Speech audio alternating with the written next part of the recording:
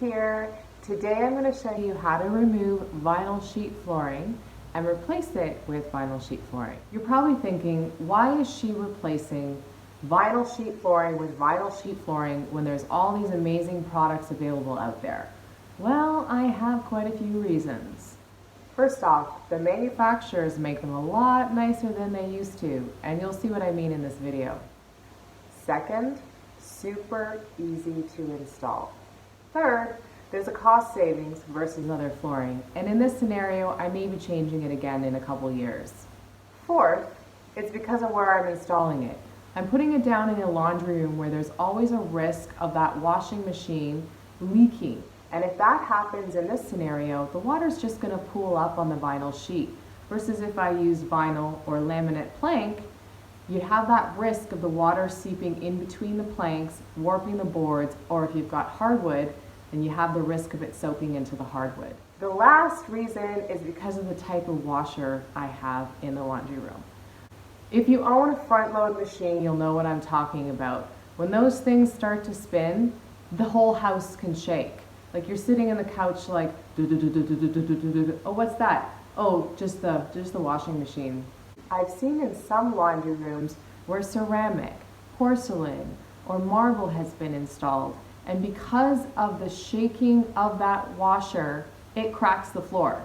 So I don't want that to happen. So for all those reasons, I'm using vinyl sheet flooring. Before we get started, here's a list of tools and materials you need for this project.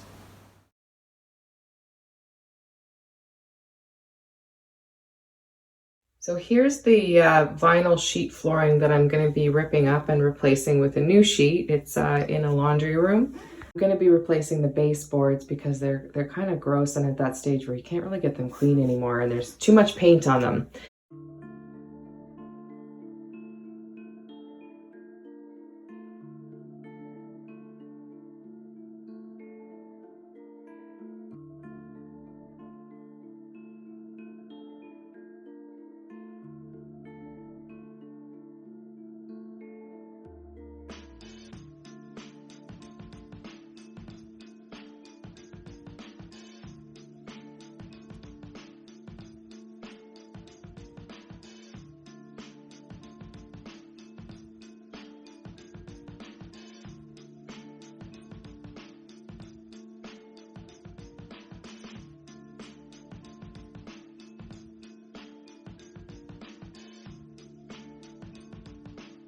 So this is the subfloor I exposed in the back. I'm just kind of cleaning it up because I really have not had a chance to ever go back here. So doing a lot of vacuuming and just scraping off the glue. There's a couple spots where they put little globs of glue.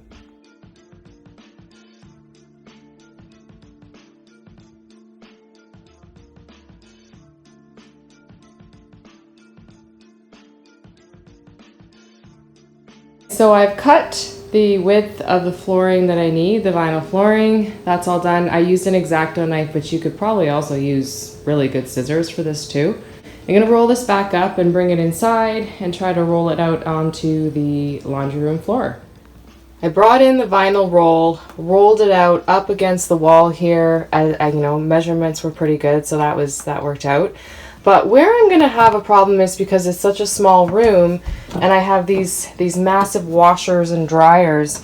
I'm going to have to kind of wedge them over this and hope that I don't mess them up. But before I do that, what I'll do is I'll put down some PL.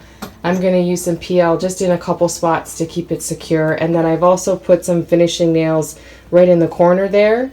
So that it doesn't shift when I'm moving it. Just a couple. I don't really know how, but I managed to get the washer and the dryer over the vinyl. So I've rolled it out. Now I'm going to do a quick vacuum of the subfloor just to make sure there's nothing there. And then I'm going to roll it out, put some PL down as I go, and then add some trim.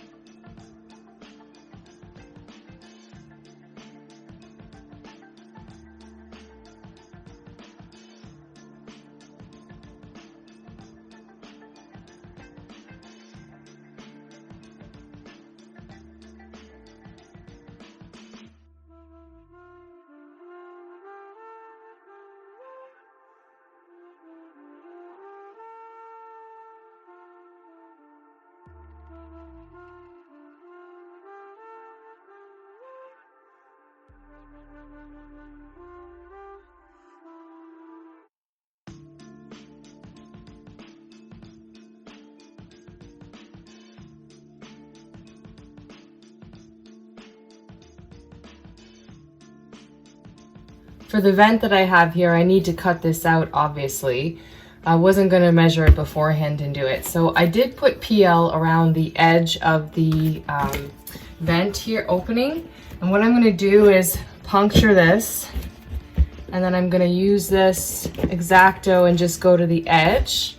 I'm going to do the same over here so I know I'm not overcutting. Okay. And now I can start to actually cut it out.